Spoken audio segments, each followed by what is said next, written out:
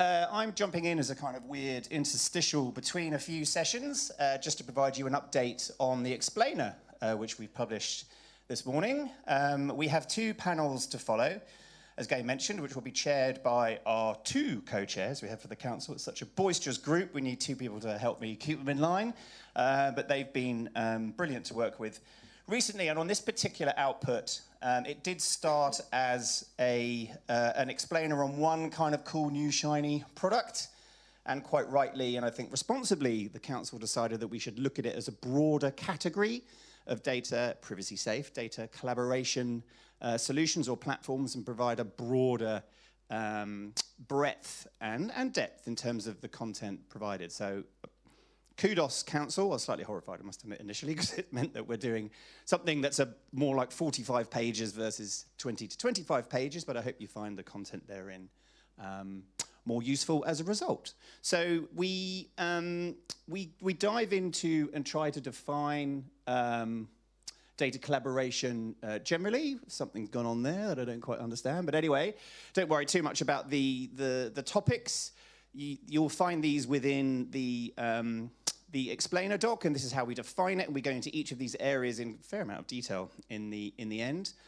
We felt it was important to provide that level of background. Of course, we look at the capabilities from end to end, which is something that you would expect in terms of the what's possible and what isn't responsibly, and that we do look at it from a various range of different platforms and solutions, not just 1 or 2. So we go right back to the good old DMPs, and we do provide a bit of an update in terms of what's happening in that world as they evolve. And you can use a different word for that for some of the older platforms, I suppose, and customer data platforms, CDPs, that become more and more popular. So we go back to like good old school matching, offline, online matching, bringing that to life with different solutions as we're starting to see through different companies, particularly at the pointy end of DSPs, and it's interesting to see that how that evolves, as well as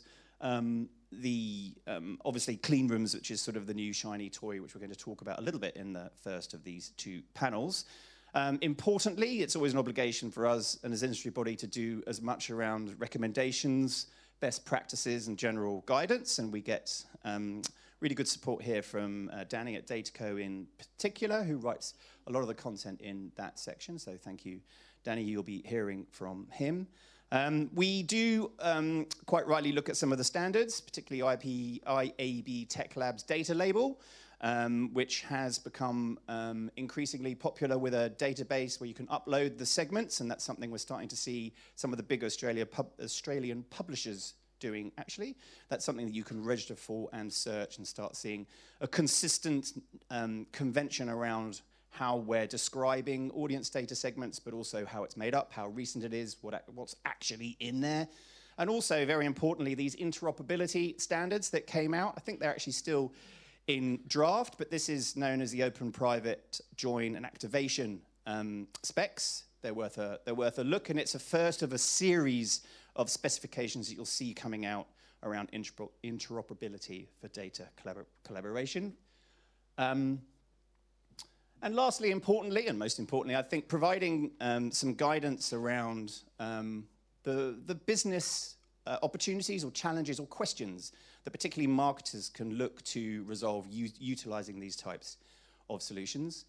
We also, as a conclusion, provide a set of different questions by kind of key topics that we feel businesses of all shapes and sizes should be asking potential vendors as they go through the process of trying to work out what they want to do based upon their strategies and based upon the particular solution that they may be looking for. So